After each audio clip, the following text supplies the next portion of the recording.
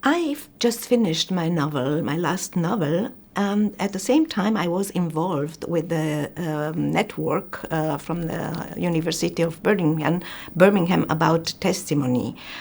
And Sarah Jones, Professor Sarah Jones, invited me to think about writing a play. And it was already my idea to write a play, but she proposed me to write a play, a documentary play, and I thought this might be a very interesting idea. For La Conquesta del Pol Sud, the main idea is to combine something like journalistic investigation with the work with real testimonies on stage. We try to combine the view, the collective view, with the individual view, with the experience. This project really had its origins in a network for which I was lead investigator, which ran between 2016 and 2019 under the title Culture and its Uses as Testimony. And the idea of the network was to kind of set that interest in diverse forms of testimony in a larger context in terms of different topics of testimony and also looking at different disciplines as well. Two of those network members were the theatre company La Conquesta del Pol Sud and the Romanian and German novelist Carmen Francesca Bonciu. At some point, I think it was at the first workshop, Eugenio and Carmen Francesca were speaking to one another, and I sort of almost casually said, well, why don't you work together to put on a play about Carmen Francesca's life and her literature, thinking that it would be really interesting to see what happens when two very different forms of testimony are brought together into one artwork. And they went for the idea, and they went with the idea, and then we worked together on it over the course of almost 3 years, 2.5 to 3 years from that point, which is how we've got here to performing the premiere at the Bee Festival. We have to collect the experience of the testimony, and then we use the simple method of talking hours through Skype sessions. For example, with Carmen Francesca, we talked for many hours, trying to collect her experience and trying to have different materials, different moments, different memories, different ideas of Carmen Francesca, and then we have to select these memories, ideas, thoughts. The selection is the most hard part of our work, because we have to compose all the pieces of this puzzle, and we have to find the red line in the experience of our testimony. And to find the red line, it's the most difficult thing to do. So in order to recreate the trip that Carmen Francesca did in 1990, we went to Bucharest. Before we do this, a lot of work on the road. We had a map. We organized a series of conversations over the trip with Sarah Jones from the university, who was guiding us or helping us and doing some coaching of what we had and what would be useful to look for in different places. This conversation about the memorialization was something that we had not in mind before, but this is a common idea how we should keep in mind those facts. So, for example, in Hungary, arriving to Budapest, there is this park called Memento Park, where they decided to put all the statues and all the commemorations that they had from the Soviet era, put them in one place. So from Bucharest we went to Arad, where Carmen Francesca come from there to Timișoara, where the revolution started. I mean, I knew a little bit in advance how it is, but we started a conversation with Carlos about what is actually the relationship of the normal citizen with those memorials. From there we went north again to go back a little bit to Carmen Francesca's road trip. We went to Hungary first. To Hungary first, to the Czech Republic then, and finally Austria and Germany. The experience of going on the road trip with her and with La Conquista to Bucharest. So we spent 4 or 5 days in Bucharest together. Was extremely powerful, and I think because we had this experience of really intense conversations because of the purpose of the trip. Those conversations were really personal, and they were really about her past and the things that she'd experienced. And I learned more about her in those few days than I think I'd learned in the previous 10 years. And that certainly kind of brought us closer and brought me to understand her literature in a way that I don't know if I had done so before. Going back to Ferentari meant for me like being projected back in time more than 35 years. And I felt like going through a tunnel into another time, and I had a fear suddenly that I'm disconnected from reality, from the real time, from the time, the present, and that I can be trapped there forever in this moment. And in a time that has a very big impact on my emotions even today.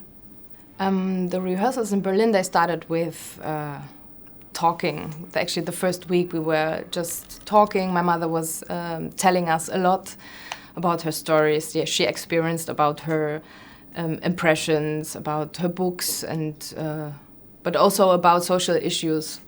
And I was telling my experiences with Romania, with my memories with my mother from Romania.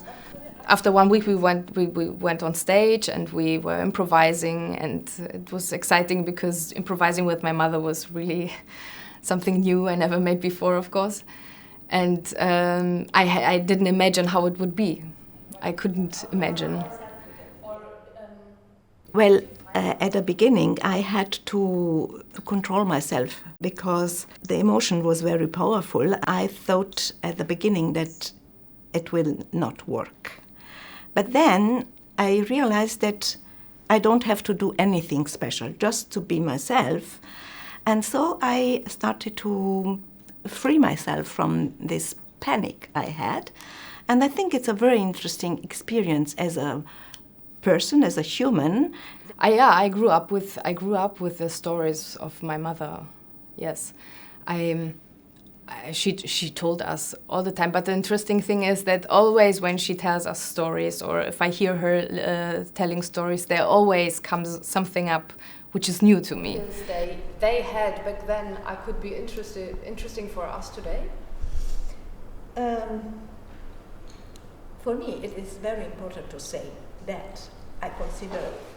And this is also now, I experience much more, I get to know much more about her, which helps me with the character. And I would not, I don't follow a schedule how to build that character. It is about something about me, about her, about our relationship, about history, about my generation. So it makes a lot of fun because I don't focus on playing my mother more than playing this character that relates the time during the Romanian Revolution or the time of the communism in Romania until today. And this is very interesting. When we hear about the events in Timișoara, we begin to call people we don't know all over the country randomly. Hello, here the capital. Hello, Oradea. Hello, Arad, Cluj, Sibiu. Hello, this one and that one. Here's Bucharest. In Timișoara, there are shootings on the street. They kill children, we tell them. In Timișoara, there are tanks on the street and dead people. Here, everything is all right, they say. Well, the idea of using literary testimony came from Sarah Jones from the University of Birmingham, and we didn't work with literary testimonies before. For us, this is the first time. The thing which is different working with a writer, with a literary testimony, is that we, for the first time, I've been working with a person, Carmen Francesca, who has elaborated her experience yet. Then we have many materials regarding this elaboration of her experience. Then we have another layer regarding the relationship between reality, real experience, and fiction. Because, for example, now in this piece, in this play, are working also with an actress who can perform on the literary texts of Carmen Francesca. Everyone is allowed to speak about father, only about father.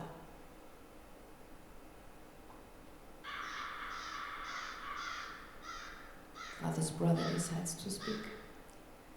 It's a new language. Mix these two territories, these two levels of fiction, literary fiction and acting fiction. It's new for us. But also work with a literary testimony implies a more higher level of elaboration of the experience, because Carmen Francesca has done a poetic elaboration of her experience. Then we have much more words now. There is a poetic level that in other pieces we don't have. Thinking about testimony not only in terms of its relationship between the person giving testimony and the message, but also thinking about it in terms of audiences, so audiences for testimony. And there isn't really a testimony if there isn't an audience. There needs to be somebody to listen.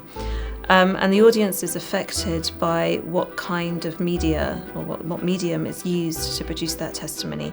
And that can have different impacts in terms of authenticity, in terms of the way empathy is constructed, in terms of the impact it really has on the audience. The issue regarding the authenticity for me is a bit difficult question. I can say that working with an actress, for example, we have reached some moments on stage which are very strange. Moments which conveys to the audience some very interesting questions, but we have not the answer for these questions. But on stage we can see Meda performing on the literary text of Carmen Francesca. She's performing as an actress. And in the other side, we can see Carmen Francesca with all the weight of her experience. This combination, this looking at both realities at the same time, it creates a very strange effect. And we are very interested in this combination.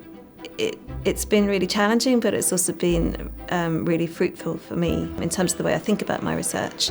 And more specifically, I think working on this project has emphasised to me the role of testimony as a form of memory activism, and it's really a powerful tool that I perhaps hadn't thought about in such detail before.